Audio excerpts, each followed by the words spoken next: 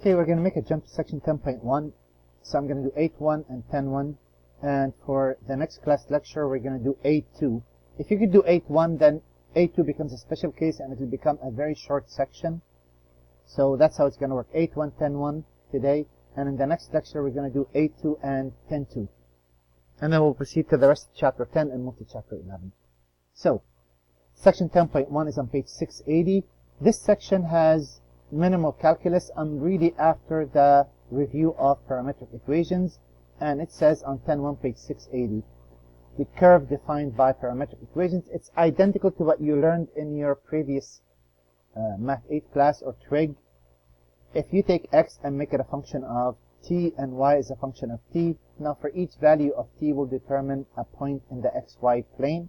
As t varies, xy varies, tracing a parametric curve. The difference between what we did before and what we're doing now is mainly the direction. If I ever ask you to sketch a graph of a parametric curve, pretty much I'm asking you to tell me direction more than anything. If there is an initial point and a terminal point, then that's simple. If not, you pick random points, and I'll give an example on each. So let me start with a couple of examples. So first, so this is on page 685. Directions reads, oops, wrong color.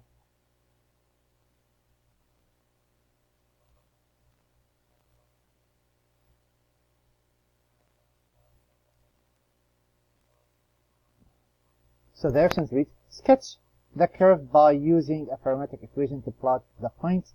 Indicate with an arrow direction in which the curve is traced as t increases.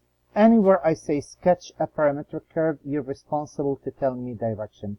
So on numbers 1 through 4 only, we're not going to try and eliminate the parameter, but it's kind of a lot of work. Instead, we're going to figure out what the points look like as we pick different values of t. So I'm going to take t to be -2, -1, 0, 1, and 2. And if I do that, -2, that's -8 minus 2, that's a -10. So x is -10. And -2, that's 4 plus 2, that would be a 6. There's the first point. Second point, -1 minus 1 is -2. And -1 squared, 1 plus 2 is 3. And that's what they mean. 0, you get 0, 2.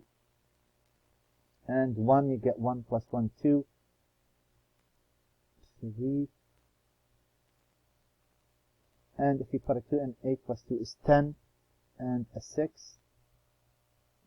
So if I take my rectangular coordinates and I scale this properly,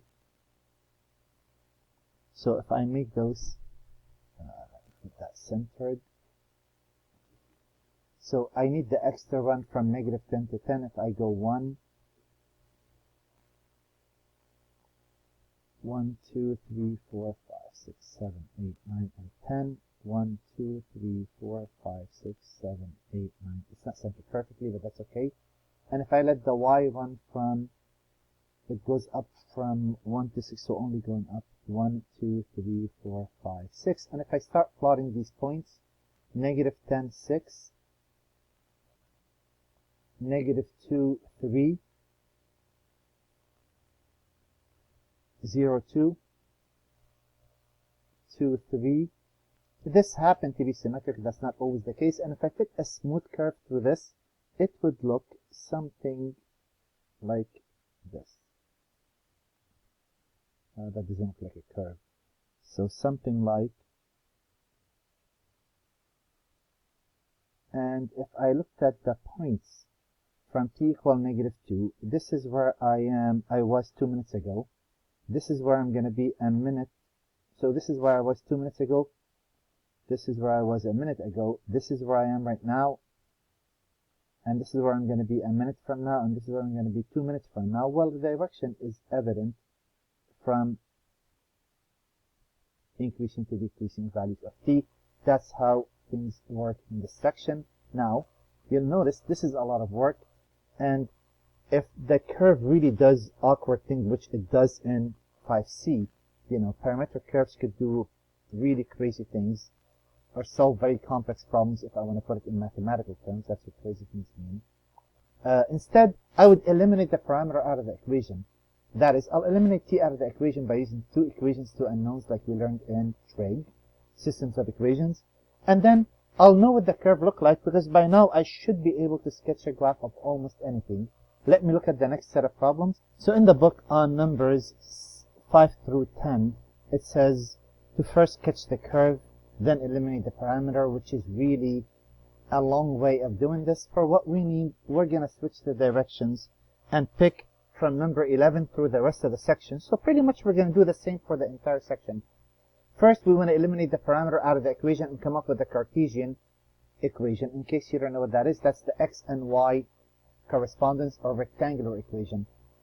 And second, we're going to sketch a graph. So the way we're going to play this, instead of us picking all of these points, what we're going to do, we're going to actually, in part A, get rid of t, get a function in terms of x and y, sketch the curve, and then pick a couple of values of t, depending on whether the problem has a limitation on t, or like this problem doesn't, we'll make our own.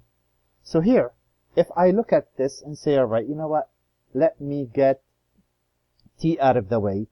So if I solve this equation for t, I could say x minus 2. So this is a system of equations, two equations, two unknowns. I'm going to use substitution every time. That would be wise. Now I'm going to take this and substitute that right there. And y would equal twice. And t is actually x minus 2 over 3. Now keep in mind what you're doing. This is 2/3 x minus 4/3 plus 3.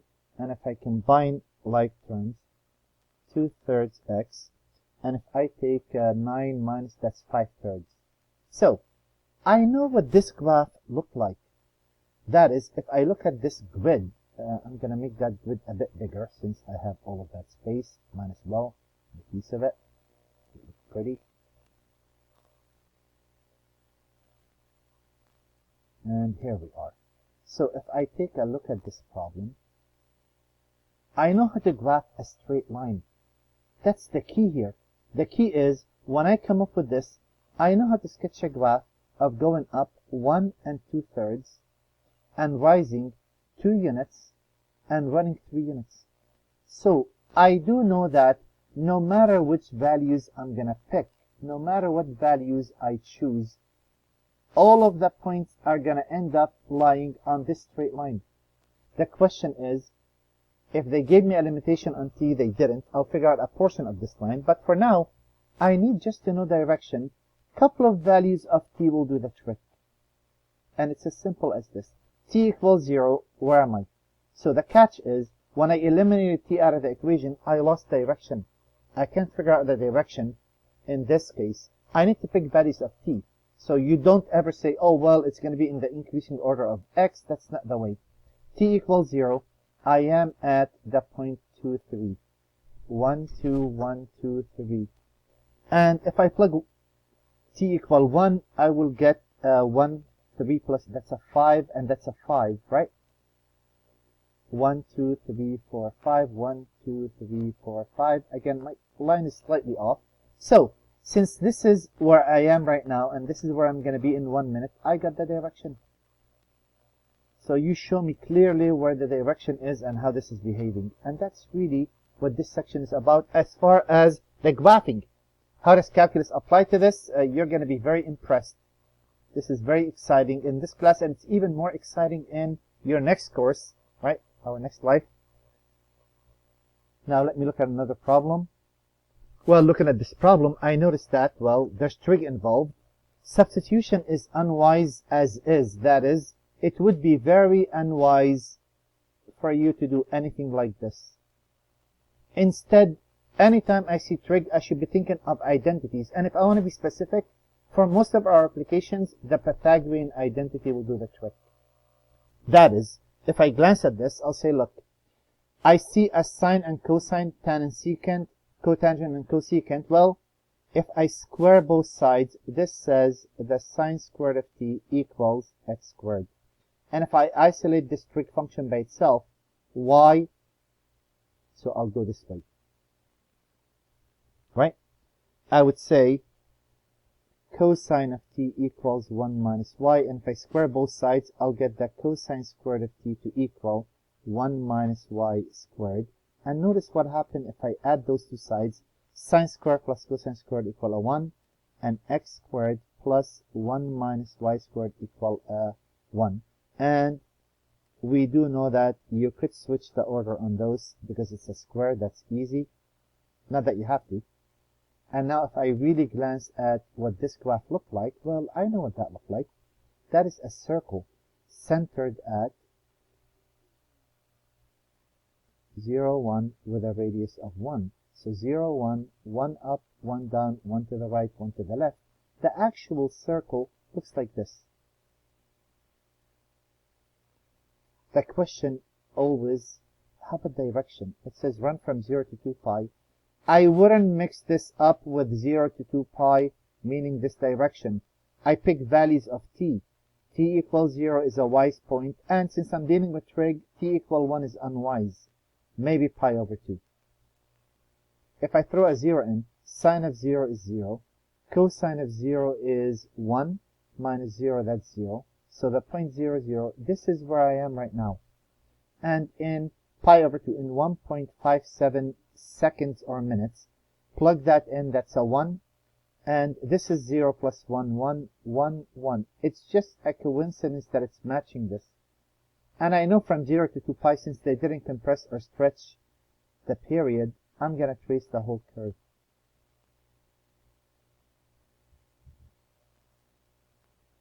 Let me see how many more we could do. The plan is to do all the evens if I could. Next problem up is number 12. We're going to look at this problem and the same idea. Anytime I see trig and we're going to see all combinations, I isolate the trig function by itself. This is not the only way of doing the problem, of course. But I think this is the most straightforward, to me at least. You could use substitution once you square, and you could say sine squared of theta equal y squared over 4. And if you add this side, cosine squared plus sine squared equal a 1. This is 4x squared plus y squared over 4. Or I could simply say this is x squared over 1/4 plus y squared over 4 equal a 1.